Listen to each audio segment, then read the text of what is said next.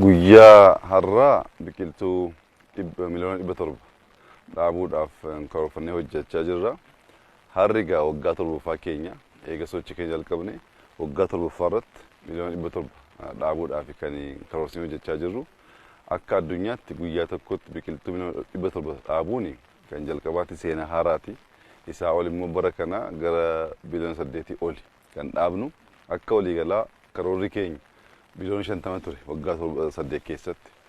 Waggaa tokko dursine waggaa 7tti immoo biliyoona 48 ol dhaabaa jirra jechuudha. Kun milkii guddaadha, milkaa'ina guddaadha. Uummanni keenya kanaan gammaduu qaba.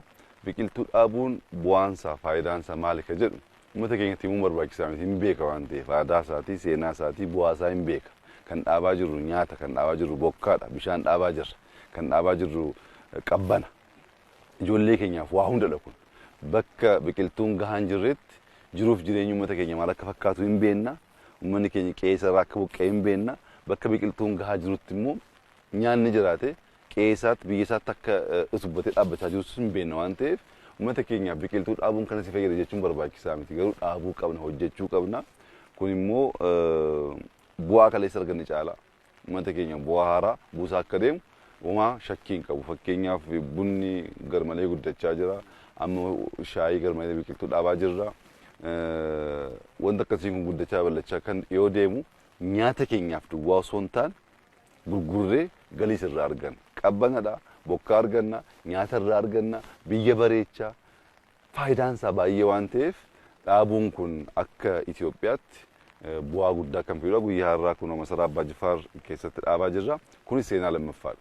Masaraan kun seenaa Oromoo keessatti bakka guddaa kan qabudha. Haa ta'u iyyuu malee baroottan darbe keessatti duubatti deebi'ee biqiltuun isaa kutamee cicciramee akka waan akka mandaraa wayii fakkaatee ture. Sana deebisnee ijaaruudhaaf mannichi haaromfamee jira. Garuu biqiltuun immoo dhaabbachuu qaba. Kanaa achi simboo isaa kaleessaa deeffachuu hin danda'u. Masaraafichis murteessaadha, Jimmaafis murteessaadha, Oromiyaafis murteessaadha.